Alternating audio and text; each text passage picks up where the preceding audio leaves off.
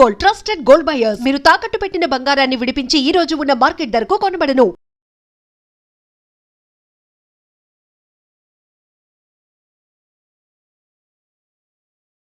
నమస్కారం అండి. జై శ్రీరామ్. సాధారణంగా మనం గరుడ పురాణం టాపిక్ గురించి మాట్లాడుకున్న సందర్భంలో మీరు చెప్పిన దాన్ని బట్టి ఈ ప్రేతకాండలో మొత్తం అసలు చనిపోయిన తర్వాత ఈ విధానాలు ఏదైతే ఆచరిస్తున్నామో వాటన్నిటి గురించి ముందరే దాంట్లో చెప్పబడి ఉంది అని చెప్పారు. ఒక మనిషి చనిపోయిన తర్వాత వెంటనే ఆ జీవం పోగానే తీసుకొచ్చి వాళ్ళని వెంటనే నేలపైన పడుకోబెట్టేస్తారు, గడ్డిలో పడుకోబెడతారు, తల దగ్గర దీపం పెడతారు. ఇలాంటి విధానాలన్నీ కూడా కొన్ని ఆచరిస్తూ ఉంటారు. ఒక 11 రోజుల వరకు ఇవన్నీ ఆచరిస్తూ ఉంటారు. అసలు ముందర ఈ నేలపైన పడుకోబెట్టే విధానం ఎందుకు వచ్చింది? ఫస్ట్ ప్రశ్నే గరుత్మంతుడు అడిగినటువంటి ప్రశ్నలకి విష్ణుమూర్తి ఈ క్వశ్చన్తోనే స్టార్ట్ చేశాడు. అసలు మరణించినటువంటి వాళ్ళని భూమి మీదకి స్పర్శ జరిగేటట్టు పెట్టాలి. మంచం మీద మరణిస్తే ఒక దోషం చెప్పారు. అలాగే నిద్రపోతూ మరణిస్తే ఒక దోషం, ఎంగిలి నోటుతో మరణిస్తే ఒక దోషం. మరణ సమయంలో కొంతమందికి ఈ యూరిన్ అవి అయిపోతుంటాయి, అలా అయిపోతూ మరణిస్తే ఒక దోషం, నోట్లోంచి ప్రాణం పోతే ఒక దోషం. ఇలా అనేక రకమైన దోషాలు, దానికి ఏవో ప్రాయశ్చిత్తాలు అవి ఇక్కడ చేస్తూ ఉంటారు. ఇవన్నీ ఎప్పుడు పవిత్రం అవుతాయి? అసలు మనం స్టార్టింగ్ నుంచి పడుకోబెట్టడం దగ్గర నుంచి ఈ కర్మకాండ స్టార్ట్ అవుతుంది మనకి. యాక్చువల్గా అయ్యగారు మంత్రాలు ఇవన్నీ తర్వాత, కర్మకాండ ఒక మనిషి పోయిన వెంటనే, పోతాడు అని తెలుసున్న వెంటనే ఫస్ట్ బయటకు తీసుకుంటామన్నారు. ఇంట్లోంచి బయటకు తీసుకొచ్చిన తర్వాత పడుకోబెట్టాలి.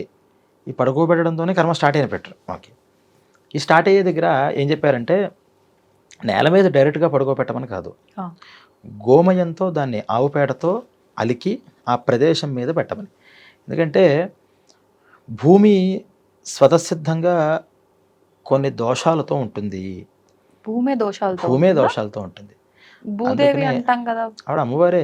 కానీ ఆవిడ దోషాలు దేనివల్ల వచ్చాయి అంటే,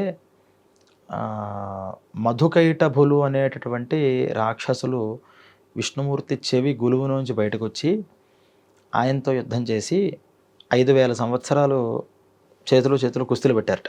విష్ణుమూర్తి ఆయనతో యుద్ధం చేశాడు 5000 years. వీళ్ళు ఓడవలేదు. సరే, వీళ్ళకి చాలా ముచ్చట వేసింది. అమ్మవారు ఏం చేసిందంటే, బ్రహ్మగారుని సేవ చేయడం కోసం ఇదంతా, విష్ణుమూర్తి బొడ్లోంచి వస్తాడు బ్రహ్మగారు, ఈయన చెవుల్లోంచి వచ్చారు వీళ్ళిద్దరు రాక్షసులు. వచ్చి చూశారట ఎదురుకుండా. ఆయన ఏదో వింతజీవి ఒక 5 తలకాయలతో కనిపించాడు. అప్పుడు ఫస్ట్లో 5 తలకాయలు ఉండేవి ఆయనకి. 5 తలకాయలతో కనిపించేప్పటికి, ఏంటి నువ్వు? ఆయనేమో సత్తు, ఇదేమో అసత్తు. అంటే అది మంచి, ఇది చెడు. ఫస్ట్ నుంచి ఉంది ఇది, ఈ రెండిటికి మంచి చెడు. నాభిలో ఉన్నటువంటి మలినంలోంచి బ్రహ్మగారు వస్తే, చెవిలో ఉన్నటువంటి మలినంలోంచి రాక్షసులు వచ్చారు. వీళ్ళు రాక్షసులు. ఎందుకు రాక్షసులు అంటే, పక్కవాడిని ఇబ్బంది పెడదామని చూస్తున్నారు. నువ్వు ఉండకూడదని ఆయన మీద బయలుదేరుతుంటే ఆయనకు భయం వేసి ఈ విష్ణుమూర్తిని పిలుద్దామా అని చూస్తే, ఈయనేమో నిద్రలో ఉన్నారు, యోగ నిద్ర. నిద్ర ఎందుకు పడుతుంది అని ఆలోచించి, ఓ నిద్ర అంటే తమోగుణం, ఆ తమోగుణానికి అధిష్టాత్రి ఒక శక్తి ఉంటుంది అని, ఆ శక్తికి అమ్మవారు అని ఒక పేరు పెట్టి ఆయన ధ్యానం చేశారట. చేయడంతోనే నిద్రని ఆయన దాంట్లోంచి బయటకు వెళ్ళిపోయింది నిద్రాదేవి. ఈయన లేచి సేవ చేయడానికి బయలుదేరుతుంటే, ఇప్పుడు మళ్ళీ ఆయన చూసేట 5000 years అవుతుంది, వీళ్ళంతా ఇది తెమిలేలా లేదు వ్యవహారం అంతా. కాబట్టి మళ్ళీ ఇందాక నన్ను సేవ్ చేసింది కదా ఫస్ట్లో ఆ దేవి, ఒకసారి మళ్ళీ నేను ప్రార్థన చేద్దామని అమ్మవారిని ప్రార్థన చేస్తే, ఈసారి ఏం చేసిందంటే వీళ్ళలోకి మళ్ళీ ఆవిడ ప్రవేశించింది. వెంటనే వీళ్ళు ఏం చేశారంటే, విష్ణుమూర్తిని చాలా గొప్పగా యుద్ధం చేసావయ్యా 5000 years మాతో నువ్వు కాబట్టి మేము ఇద్దరం కలిసి నీకు వరం ఇస్తాము అన్నారట. విష్ణుమూర్తికి వీళ్ళు ఇస్తారట వరం. నాకేముంది, నాకు ఇంకేం వరం కావాలి, మీరు నా చేతిలో చావాలి, అదే నాకు వరం. అయ్యో ఇలా పొరపాటున ఇలా ఇచ్చేసాము వరం అంటే. చూడండి, సృష్టి ప్రారంభంలో కాబట్టి వాళ్ళకు కూడా కమిట్మెంట్ ఉంది. ఇస్తామన్న తర్వాత దానికి కట్టుబడాలి అనేది ఉంది. ఇప్పుడు మనకు అది ఉండదు, రాను రాను పోతుంది కమిట్మెంట్.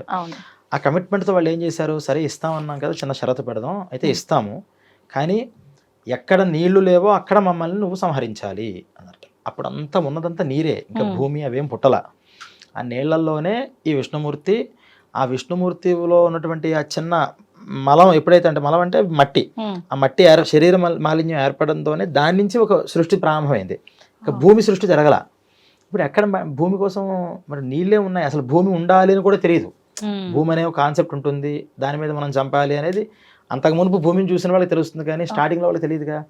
మనం ఏం చేద్దాము అని చూసి ఆయన ఒకసారి తొడను చూశాడు, తొడ కనిపించింది. ఆ తొడను ఏం చేశాడంటే పెద్దగా చేసి ఆ ఇద్దరు రాక్షసుల్ని దాని మీద పెట్టి ఇలా నలిపేశాడు మొత్తం. మధుకైటవుని నలిపేశాడు. నలిపేసిన తర్వాత ఏమైంది, ఈ వేస్టేజ్ అంతా కూడా మళ్ళీ ఇలా అన్నట్టు ఇలా అనడంతోనే అది మళ్ళీ నీళ్ళలో పడింది. మరి ఆ వేస్టేజ్ ఎక్కడికి పోతుంది? దాన్ని మేధస్సు అంటారు, ఈ మాంసం వాటితో ఉన్నది. ఆ మేధస్సు అంతా కూడా కలిసి కలిసి కలిసి కలిసి కలిసి ఇప్పుడు మనకు థియరీలు చెప్తున్నారు కదా, భూమి ఎలా వస్తుంది, ఎలా ఏర్పడిందని. ఎలా ఏర్పడి కూడా ఉండొచ్చు. ఇది మనకు చెప్పింది. అంటే దానికి మునుపు జరిగినటువంటి ఈ విష్ణువు బ్రహ్మ ఈ మధుకైటవులు అనేటటువంటిది మన శాస్త్రజ్ఞులకు ఇంకా ప్రస్తుతానికి అంది ఉండకపోవచ్చు. కానీ ఏదో ఒక మెటీరియల్ అది అలా అలా అలా ఏర్పడింది అనేది అంటున్నారు కదా. ఈ మెటీరియల్ ఏదైతే ఉందో వీళ్ళ శరీరంలోంచి ఉన్నటువంటి మేధస్సు, దాంతో ఈ భూమి ఏర్పడింది. మరి ఇప్పుడు పవిత్రమా అపవిత్రమా భూమి? అపవిత్రమే. అసలే రాక్షసులు, పైగా వాళ్ళ యొక్క రక్తమాంసాలతో ఏర్పడినటువంటిది భూమి అని. అందుకని మనం ఏం చేస్తామంటే ప్రతి దగ్గర కూడా భూమిని మళ్ళీ మనం ప్రోక్షణ చేస్తూ ఉంటాం. నీటితో మళ్ళీ భూమి ప్రోక్షింపబడితే అది శుద్ధం అవుతూ ఉంటుంది ఎక్కడైనా. అంటే ఊరికే క్లీనింగ్ కోసం కాదు, బాగా క్లీన్గా ఉన్నా మళ్ళీ ఒకసారి మంత్రపూర్వకంగా ఏదో నామస్మరణ భగవంతుడు నామంతోనో పుండరీకాక్షనో చదువుకుంటే అది అక్కడ ఈ దోషాలు పోతాయి. అంటే సర్ఫేస్ యాసిడ్ వేసి క్లీన్ చేస్తే నీట్నెస్ ఉంటుంది. కానీ భూమికి పట్టినటువంటి ఈ మైథిని దోషం ఏదైతే ఉంటుందో అప్పుడు భూదేవి ఏం చేసిందంటే నన్ను పెట్టో బాగానే ఉంది, నేనే అపవిత్రులంటే ఇప్పుడు నా మీద పుట్టే వాళ్ళందరూ అపవిత్రులు అయిపోతారు, సృష్టి అపవిత్రం అయిపోతుంది, కాబట్టి నాకైనా నువ్వు వరం ఇవ్వు అంటే అప్పుడు ఎవరైతే నీకు మంత్రోక్తంగా నేను నీటి విష్ణుమూర్తి నీటి స్వరూపం అంటారు. ఆపో నారాయితి ప్రోక్తాః ఆపో వై నరసూనవః అని. నేను నీటి స్వరూపం కాబట్టి నీటితో నిన్ను శుద్ధం చేస్తే నువ్వు శుద్ధపడుతూ ఉంటావు అని. అంటే దాన్ని ఏమన్నారు అంటే అందుకని ఈ భూమిని శుద్ధం చేయాలి. ఈ శుద్ధం చేసే దగ్గర కొన్ని నీటితో చేసే ఉంటాయి, కొన్ని దర్భతో వాటిని ఇలా రాస్తే కొన్ని చోట్ల శుద్ధి పడుతుంటుంది, కొన్ని చోట్ల ఆవు పేడతో శుద్ధి పడుతుంటుంది. ఆవు పేడ సర్వదేవతా స్వరూపం కాబట్టి దాంట్లో లక్ష్మీ స్వరూపం పృష్ఠభాగంలో ఆవుకు ఉంటుంది కాబట్టి ఆ పేడతో దాన్ని అలకమన్నారు. పేడ దొరకని పరిస్థితుల్లో పసుపుని దాని స్థానంలో వాడుకోవచ్చు, అది కూడా లక్ష్మీప్రదం కాబట్టి పసుపుతో అయినా అలికి దాని మీద నల్ల నువ్వులు దర్భలు వేయమన్నారు. నల్ల నువ్వులు దర్భలు. మనకి చాలా చోట్ల దర్భలు అంటే 7 రెల్లుగడ్డిని కూడా దర్భలు అంటారు. రెల్లుగడ్డి కూడా ఒక రకమైన దర్భే.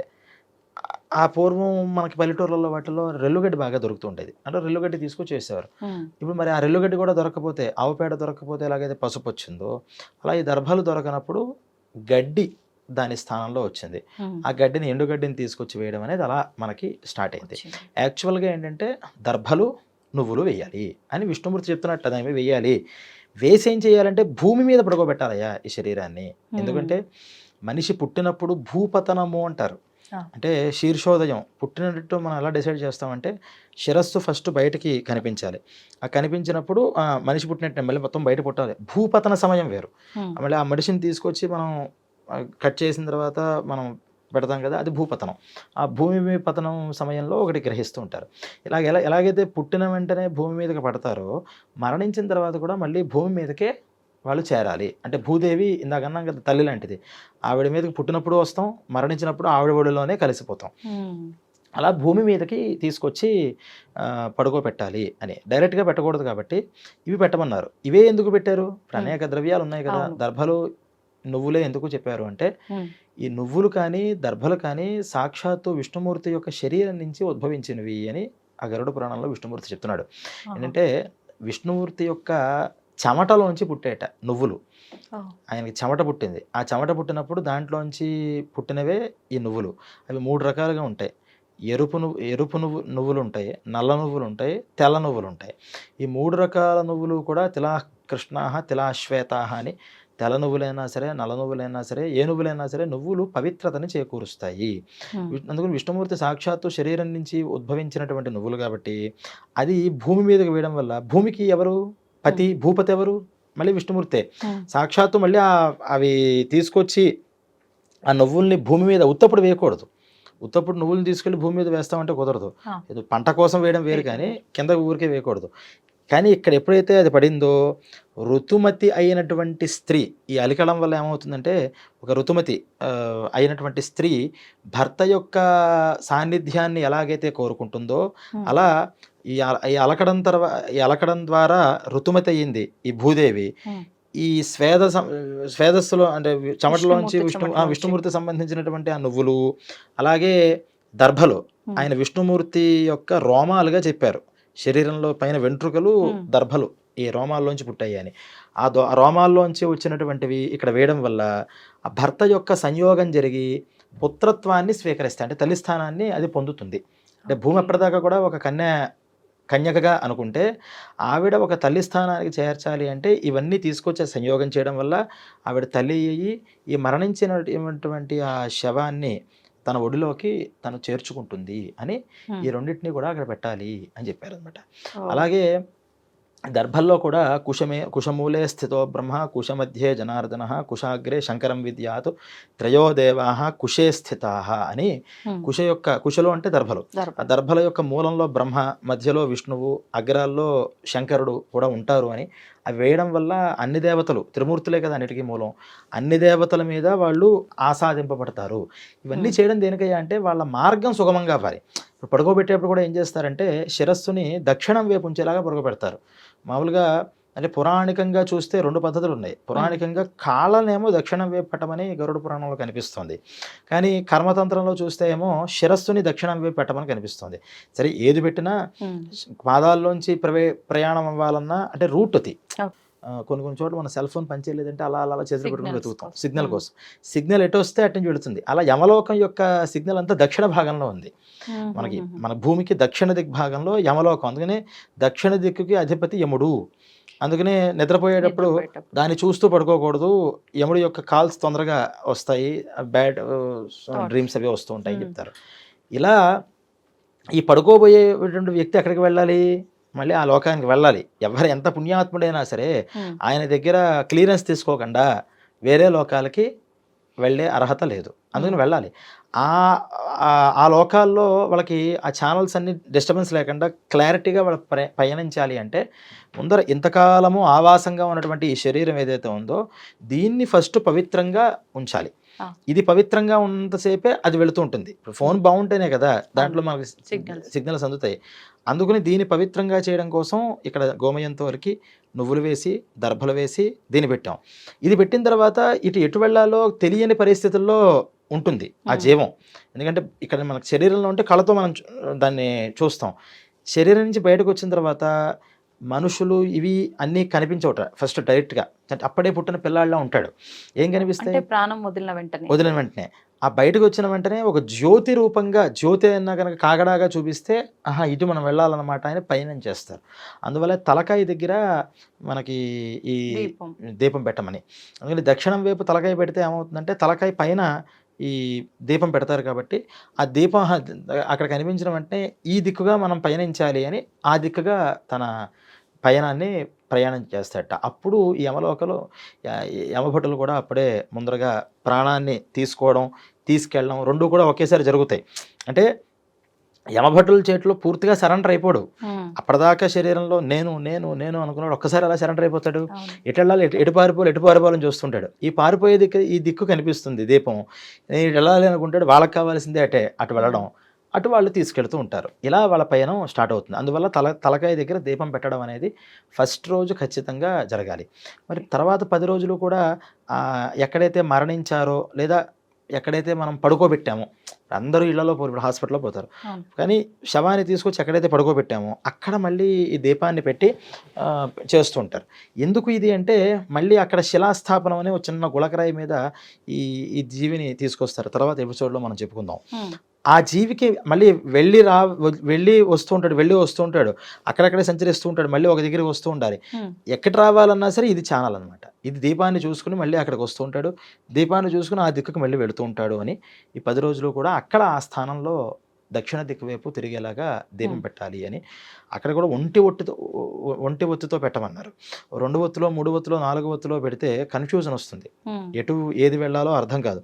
అందుకని ఒకే దిక్కుగా ఆ దక్షిణ వైపు చూసేలాగా దీపం పెట్టడం వల్ల ఆ దిక్కుగా నేను వెళ్ళాలి అనే ఒక ప్రచోదన ఆ జీవికి ప్రేతకి కలుగుతుంది అని చెప్పారనమాట.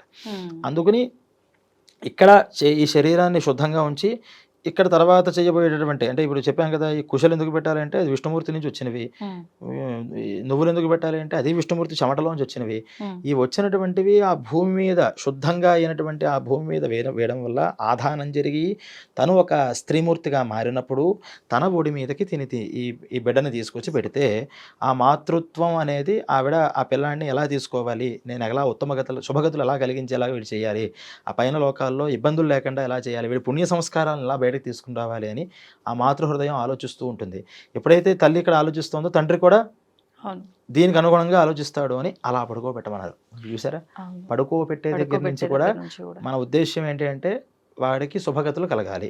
ఇప్పుడు మీరు ఇందాక హాస్పిటల్ అంటే నాకు ఒక ఆలోచన వచ్చింది. అంటే మనం అతను చనిపోతున్న ముందే ఇదంతా కూడా ప్రిపేర్ చేసుకొని, చనిపోయిన తర్వాత వెంటనే ఇదంతా ప్రిపేర్ చేసుకొని ఒక పద్ధతిగా ఇదంతా మొదలు పెట్టాలి. ఇందాక మీరు అన్నట్టు హాస్పిటల్లో మరణించిన వాళ్ళు ఉంటారు, లేదు ఎక్కడైనా యాక్సిడెంట్ అయితే స్పాట్ డెడ్ అయిన వాళ్ళు ఉంటారు. ఇప్పుడు ఇక్కడ వాళ్ళకు ఈ ప్రాసెస్ అంతా కూడా జరగదు. మీరు అన్నట్టుగా ఆ గోమయంతో అలగటం కానివ్వండి, ఈ నువ్వులు, ఈ గడ్డి ఇదంతా అంటే ఇంటికి వచ్చిన తర్వాత వేస్తారేమో, కానీ అప్పటికే వాళ్ళని క్లాత్లో చుట్టేయటము, ఇలా జరిగిన వాళ్ళని ఇవన్నీ ఉంటాయి కదా.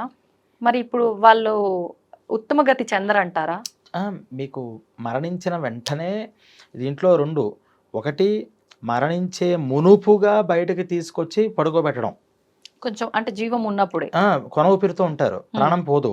అప్పటిదాకా మంచం వచ్చిన వాళ్ళు గబుక్కుని తీసుకొచ్చి బాబు ఇంక అయిపోయేలా ఉంది తీసుకునండి, తులసికోట పెట్టండి అని తులసికోట దీపాన్ని సిద్ధం చేసి అక్కడ కూర్చోబెడతారు.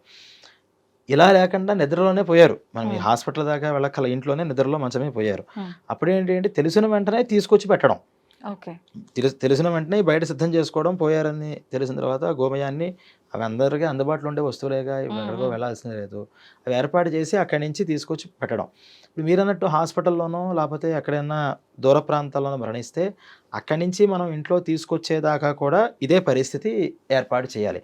మరి మీరు అడిగిన ప్రశ్న ఏంటి అంటే, ఇక్కడ పోయేటప్పుడే వాళ్ళ యమభట్టులందరూ వచ్చి ఆయా దిక్కుల్ని తీసుకెళ్ళాలి అనుకున్నప్పుడు, ఇప్పుడు ఆ హాస్పిటల్ దగ్గర నుంచి ఇక్కడికి 1 or 2 hours పడుతుంది. ఈ 2 hours ఆ జీవి ఏం చేస్తాడు, అతనికి ఏమీ మార్గాలు కనిపించవు కదా. అందుకనే వాటిని ఏమన్నారంటే దుర్మరణాలు అన్నారు. ఇది సుఖమరణం, అవి దుర్మరణం. అంటే మనకి తెలుసున్న వాళ్ళ ఇంట్లో మనం చూస్తూ ఉండగా అలా ప్రాణాన్ని వదిలేయడం అనేది సుఖమరణంగా చెప్తే, ఇది ఆకస్మిక మరణాలు, దుర్మరణాలు, వీటికి మళ్ళీ అందుకనే అక్కడ ఆయా సమయాల్లో ఏం చేయాలో తెలియక తిరుగుతూ ఉంటాడు కాబట్టి అతన్ని రిలీజ్ చేయడానికి అక్కడ ప్రాయశ్చిత్తాలు చెప్పారు. ప్రతి దుర్మరణానికి కూడా ఒక ప్రాయశ్చిత్తం. హాస్పిటల్లో మరణిస్తే ఒక రకమైన ప్రాయశ్చిత్తం, ఇంట్లో మంచం మీద చెప్పాను కదా, మంచం మీద పరిస్తే ప్రతిదానికి కూడా ప్రాయశ్చిత్తకర్మను ఆచరించడం వల్ల అక్కడ దాకా కన్ఫ్యూజ్ అయినటువంటి జీవి మళ్ళీ ఇది వచ్చిన తర్వాత వెళుతుంది. అందుకనే ఎప్పుడైనా సరే, ఇప్పుడు ఈ రోజుల్లో అమెరికా నుంచి, లండన్ నుంచి కొడుకులు రావాలి, కూతుళ్ళు రావాలి, వాళ్ళెవరో రావాలి అని 3-4 రోజులు ఉంచేస్తున్నారు. కానీ అలా ఉంచకూడదు. సూర్యోదయ సూర్యాస్తమయాలు ఆ శవం మీద పడితే అక్కడ లోకాల్లో వీళ్ళకి చాలా ఇబ్బందులు కలుగుతాయి. నాకు చెప్తే ఎవరికి అర్థం కావట్లా. ఇప్పుడు వాళ్ళు రావాలి అనుకుంటున్నారు తప్పితే, నువ్వు వచ్చినా రాకపోయినా ఈ శరీరం అనేటటువంటిది వాళ్ళకి ఎలా మంచి కలిగించాలో మనం ఆలోచించాలి. పూర్వం నుంచి కూడా ఎప్పుడు మరణిస్తే అప్పుడు సజ్జస్కాలంలో వెంటనే దహనం చేసేసేవారు. దాన్ని అలా ఉంచకూడదు అని చెప్పారు. ఎందుకు ఉంచకూడదు అంటే ఇలాంటి సమస్యలే వస్తాయి. వాళ్ళు అప్పటిదాకా గజిబిజి గందరగోళం అయిపోతుంది వాళ్ళ పరిస్థితి. ఎక్కడికి వెళ్ళాలో తెలియదు, ఏం చేయాలో తెలియదు. ఈ లోపల ఈ శరీరాన్ని, ఏ శరీరం లేదు కదా, అప్పటిదాకా శరీరం ఉంది, వర్ణనాతీతమైన బాధ. ఒకటి ఇలా ఉంటే మళ్ళీ ఒక 3 రోజులకో 4 రోజులకో ఈ సూర్యోదయ సూర్యాస్తమయాలు పడినప్పుడల్లా వాళ్ళ శరీరం మీద సూర్యమండలంలోకి, అంటే నిప్పుల్లో కాల్చేస్తున్న బాధ కలుగుతుంది వాళ్ళకి. సూర్యోదయ సూర్యాస్తమయాలు శవం మీద పడితే నిప్పుల్లో వాళ్ళు కాలిపోతున్న బాధ. ఆ బాధ నుంచి దాహం వస్తుంది, తాగడానికి ఏమి ఉండదు, విపరీతమైన దాహం వస్తుంది వాళ్ళకి. అందుకనే మామూలుగా దహనం చేస్తున్నప్పుడే వాళ్ళకి ఈ దాహం అయితే వస్తాయని, తాపము, దాహము ఇవన్నీ పోవడానికి ఈ తిలోదకాలు, వాసోదకాలు అని ఇవన్నీ 10 రోజుల కర్మల్లో చేయిస్తూ ఉంటారు. ఇప్పుడు ఒక డౌట్, మీరు హాస్పిటల్లో మరణించినా, మంచం పైన మరణించినా, ఇంకెక్కడ మరణించినా కొంత సమయం ఆలస్యమైన మొత్తానికైతే మనం తీసుకొచ్చి ఆ ప్రాసెస్ మళ్ళీ చేస్తున్నాము, వాళ్ళకి ఒక మార్గం చూపిస్తున్నాం. అసలు కొన్ని సందర్భాల్లో శవమే దొరకని పరిస్థితులు ఉంటాయి. వాటర్లో చనిపోయిన వాళ్ళు అసలు పోయినట్టే ఉంటుంది కానీ తెలియదు, అసలు శవం దొరకదు కొన్నిసార్లు. ఇట్లాంటి సందర్భాల్లో మరి ఇంకా వాళ్ళని తీసుకొచ్చి ఇవన్నీ చేసే స్కోప్ మనకు ఉండదు. అప్పుడేం జరుగుతుంది అంటారు? అప్పుడు దానికి ఏమన్నారంటే అగ్నిదగ్ధం. ఫర్ సపోజ్ అగ్నిలో మొత్తం ఫైర్ యాక్సిడెంట్ అయ్యి మొత్తం కాలిపోయింది, ఏమీ లేదు, అస్థికలు మిగులుతాయిగా, ఆ అస్థికలను తీసుకొచ్చి ఆ అస్థికలకి మళ్ళీ ఇవన్నీ సంస్కారాలు చేయమన్నారు. అంటే ఎక్కడో అక్కడ ఏదో ఒక దాన్ని ఆశ్రయించుకుని ఉంటాడు. శరీరం అంతా కాలిపోయినా లోపల ఉన్న ఎముకల్ని తీసుకొచ్చి మొత్తం మళ్ళీ దహనక్రమం మళ్ళీ చేసి ప్రాసెస్ అంతా స్టార్ట్ చేయమన్నారు. మీరన్నట్టు నీళ్ళల్లో పడిపోయింది, శవం కూడా దొరకలేదు, మనిషి వెళ్ళిపోయాడు. కానీ పోయినట్టు కన్ఫర్మేషన్ అయితే ఉంది, శరీరం అయితే లేదు. అందుకని పొరపాటున ఎక్కడైనా కొట్టుకు రావచ్చు కదా, అందుకని దానికి కూడా కొంత సమయాన్ని 2-3 డేస్ వెతకమన్నారు. 3 డేస్ అయినా సరే ఇంక రాకపోతే మనిషి అప్పుడేం చెప్పారు అంటే పాలాశ విధి అని ఒకటి చెప్పారు. మోదుగ చెట్లు ఉంటాయి మన తెలంగాణలో. ఆ మోదుగ చెట్లతో శరీరంలో ఒక్కొక్క అవయవం దగ్గర ఇన్నెన్ని మోదుగ కొమ్మల్ని పెట్టి ఒక శరీరం ఆకృతిని తయారు చేసి ఈ పోయినటువంటి వాళ్ళ యొక్క కొడుకు, ఆ పోయిన వాళ్ళకి తండ్రికి కొడుకుకి ఒక సంబంధం ఉంటుంది కాబట్టి ఆ సంబంధంతో ఆ పోయిన వాళ్ళని దీంట్లోకి ఆవాహన చేయాలి.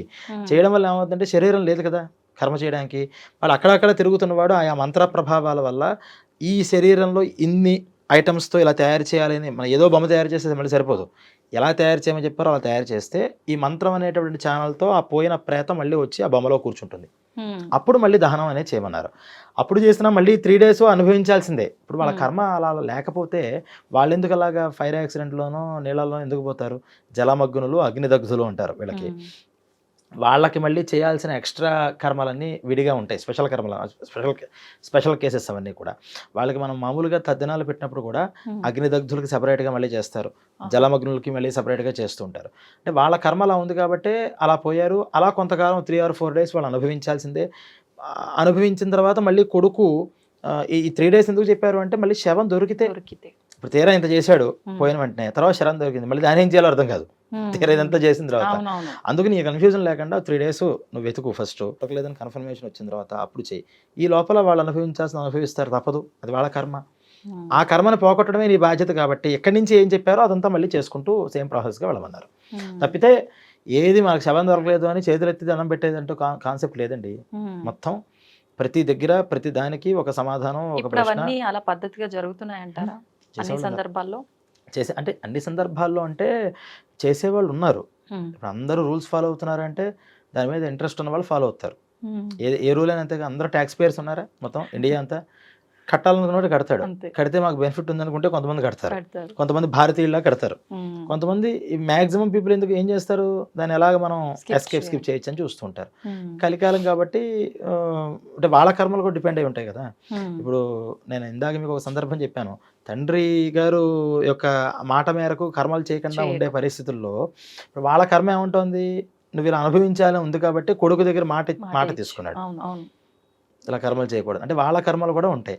కానీ వాళ్ళ కర్మలు మన మీద ఉన్న మన కర్మ మన మీద పడకుండా చూసుకోవాలి. కొడుకు నాకు చేయొద్దని చెప్పాడు కదా ఈ కర్మ, కాబట్టి నేను పితృవాక్య పరిపాలకుడిని అనుకుంటామా, లేదా ధర్మం చేయమంటుంది కాబట్టి చేయాలి అనుకుంటామా? అవి ధర్మ సంశయాలు. అలాంటి సమయాల్లో వాటిని ధర్మ సందేహాలు అంటే వాస్తవానికి అవి. ఇప్పుడు తండ్రి మాటకి ఇవ్వాలి, తండ్రి చెప్తే వినాలి, రాముడిదే కదా మనకు ఆదర్శం. తండ్రి ఏమో నువ్వు నా కర్మ చేయకూడదు అన్నాడు, మరి శాస్త్రం ఏముంటుంది, కర్మ లేకపోతే అధోగతి అయిపోతావురా బాబు చేయమంటుంది. ఈ రెండిట్లో ఏది బలం అంటే తండ్రికి ఆశ. తండ్రి యొక్క ఆశ ఏంటి, చేయకుండా ఉండాలి నాకు అని. ఆశ గొప్పదా ధర్మం గొప్పదా అంటే ధర్మమే గొప్పది. తండ్రి ఆశ అలా ఉన్నా ధర్మం ఇలా చెప్పబడింది కాబట్టి ఇలా చెయ్యాలి. ఉదాహరణ ఏంటి, చెప్పండి. ఆఖరి కోరిక ఖచ్చితంగా నెరవేర్చాలి. అదే అంటున్నా, ఈ ఆఖరి కోరికలే ఆశ. ఆశ గొప్పదా ధర్మం గొప్పదా అంటే ధర్మమే గొప్పది. ఎందుకు అంటే పచ్చకామెర్లు వచ్చాయి కొడుక్కి, బాగా పచ్చకామెర్లు. తండ్రికి అనుకోండి, ఆ పచ్చకామెరలో మీకు కొన్ని ఏవో పచ్చాలు చెప్తారు, ఆవకాయ తినకూడదు, గోంగూర తినకూడదు, వంకాయ తినకూడదు ఇవన్నీ అని. కానీ ఆ సమయంలో నేను తినాలనిపిస్తుంది. వాళ్ళు పచ్చని చెప్తారు. పూర్వం వెల్లమందు అని వేసేవారు, ఆ వెల్లని ఊరుంది అక్కడ, జస్ట్ అది ఇంత ఉండ చేసి వేసేస్తారు. కానీ వాళ్ళు 6 months పచ్చని చాలా గట్టిగా చేయాలి, మళ్ళీ జీవితంలో మళ్ళీ రాదు. అలా చాలా మందికి వైద్యం అలా జరుగుతూ ఉండేది. ఇప్పుడు వీళ్ళకి ఏమవుతుందంటే ఫస్ట్ ఆ డోస్ వేసిన 3 days ఓన్లీ పాలు తాగాలంటారు, ఏమీ లోపల తాగకూడదు. వీళ్ళ పక్కన ఎవరైనా ఆవకాయలు అవి తింటూ ఉంటే తినాలనిపిస్తూ ఉంటుంది. ఇప్పుడు ఇదే తండ్రి నాకు ఆవకాయ పెట్టాలంటే, అమ్మో తండ్రి గారు మాట జవదాటకూడదు, ఆయన ఆవకాయ పెట్టమన్నారు కాబట్టి ఆయన పెట్టాల్సిందే అనుకుంటామా?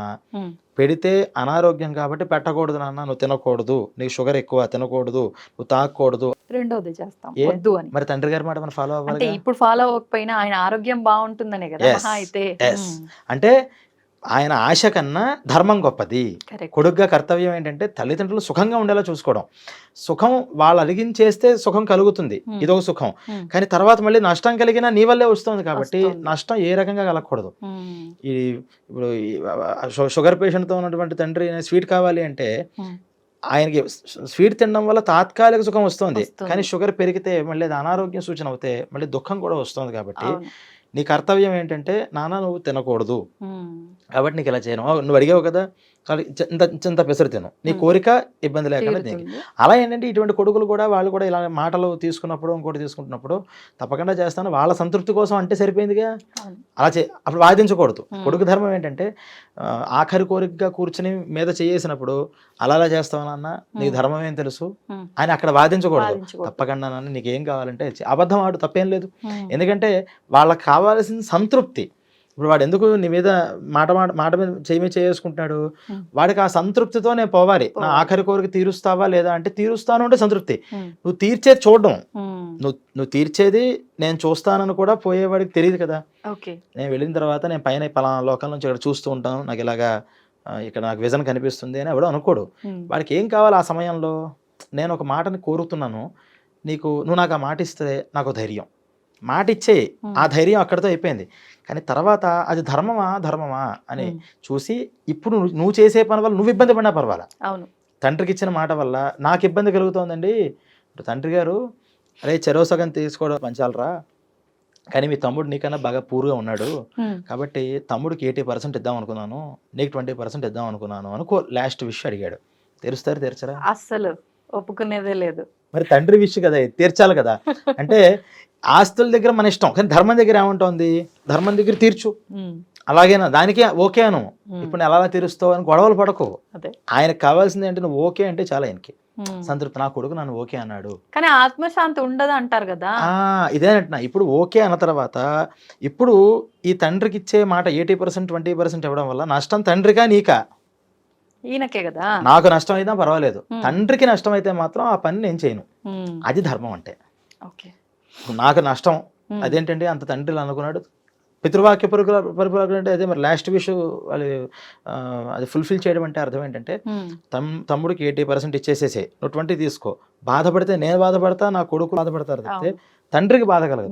కానీ ఇందాక నేను చెప్పినటువంటిది, నాకు లాస్ట్ విష్ నువ్వు ఇవ్వాలి, నాకు ప్రామిస్ చెయ్యి, నాకు నువ్వు కర్మకాండ చేయకూడదు అని కనుక అంటే దానివల్ల బాధపడేది ఎవరు? కర్మకాండ చేయకపోతే పోయిన వాళ్ళు బాధపడతారు. వీళ్ళు ఎలాగో బాధపడతారు చేయకపోవడం వల్ల, వీళ్ళతో పాటుగా పోయిన వాళ్ళు కూడా బాధపడతారు. కాబట్టి మన ఇంటెన్షను వాళ్ళు బాధపడకుండా ఉండడం. అప్పుడు ఈ మాటని అంటే తండ్రికి ఇచ్చిన మాట దాటినా తప్పులేదు. ఇప్పుడు ఈయన ఇక్కడ చేయాల్సిన కార్యక్రమాలన్నీ చేయకపోతే ఇప్పుడు ఆయన అంటే వాస్తవంగా చెప్తారు కదా, ఎటువంటి కార్యక్రమాలు అయితే మనం చేయకుండా ఉంటామో పితృదేవతలకి, వాళ్ళు అంటే ఏదో త్రిశంకు స్వర్గంలో ఎలాడుతూ ఉంటారు కాబట్టి వాళ్ళు పైకి వెళ్ళలేరు, కిందికి రాలేరు. వాళ్ళ కర్మలు తీర్చుకోవాలంటే ఖచ్చితంగా మళ్ళీ భూమిపైకి జన్మ తీసుకొని రావాలి. ఇంకా రాలేరా ఎప్పటికీ? ఇప్పుడు ఇందాక నేను చెప్పాను కదా, 3 days వీళ్ళ పరిస్థితి ఏమవుతుంది, ఎక్కడికి వెళ్ళాలో తెలియదు, శరీరాలు లేవు, ఎటు వెళ్ళాలో తెలియదు. వీళ్ళేమో ప్రాణం తీసేసి యమభటులు పెట్టారు, కానీ యమభటులు ఒక మార్గం దగ్గరికి తీసుకెళ్ళరు. అక్కడికి తీసుకెళ్ళాలి అంటే ఇప్పుడు నాకు చెప్పిన ఈ పొజిషన్ ఉండాలి. ఈ పొజిషను ఇది కనిపిస్తే ఈ శరీరానికి శుద్ధి వస్తే వాళ్ళు అక్కడికి తీసుకెళ్ళడానికి ట్రై చేస్తారు. అక్కడికి వెళ్ళిన తర్వాత కూడా ఇప్పుడు ఈ చేయాల్సిన శరీరం దహనం ఒకసారి జరగాలి.